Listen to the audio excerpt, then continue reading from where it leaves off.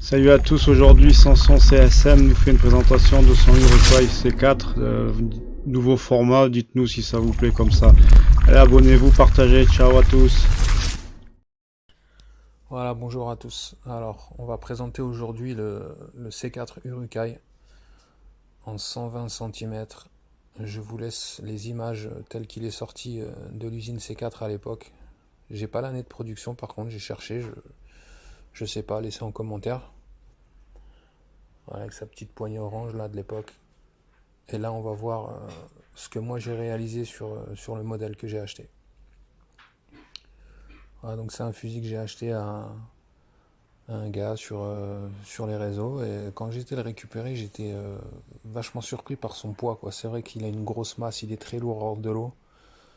Je me suis posé des questions, je me suis dit mais qu'est-ce que ça va donner dans l'eau, quoi. Et on va voir que c'était franchement, enfin j'ai eu franchement de bonnes surprises à ce niveau-là, quoi.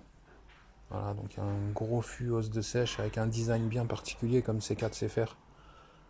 C'est assez, enfin c'est toujours plaisant les designs C4. Après on aime ou on n'aime pas, hein, ça c'est clair, hein. Moi perso je suis fan, quoi. Tout ce qui est design et tout, ils ont toujours été très innovants là-dessus. Que ce soit au niveau de la poignée, des formes en général. Alors pouvoir même la tête, c'est assez particulier, quoi. Donc vous avez vu en tête, il y a deux plombs de lestage. Et pour l'équilibrage, et justement là sur cette séquence, on peut s'apercevoir que l'équilibrage est pas mal, quoi. Du moins moi je vous donne mon ressenti. C'est vrai que le fusil là il tient dans cette position là, je suis le poisson, et la position élevée du fusil, je fais aucun effort pour le maintenir comme ça, que ce soit sur les mouvements gauche-droite, je le fais vraiment avec aucun effort, quoi.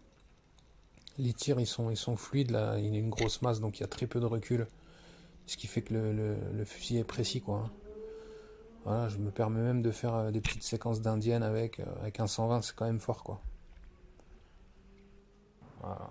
Donc là, au niveau des modifs, moi j'ai rajouté une poignée ergo, là, C4, le moulin, un 100 mètres, le minimum pour ce genre de fusil, et surtout ces petites lamelles carbone là qui franchement changent la donne, parce que les lamelles inox de base elles coupent les sandos, quoi. Ça m'est arrivé d'ailleurs.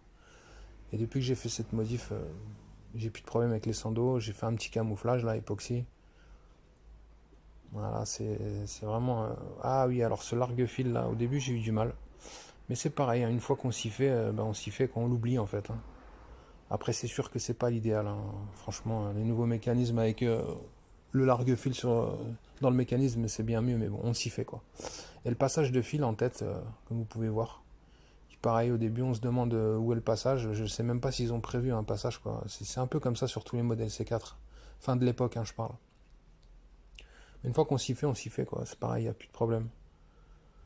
Donc voilà, c'est vraiment un bon fusil, très bien équilibré, précis.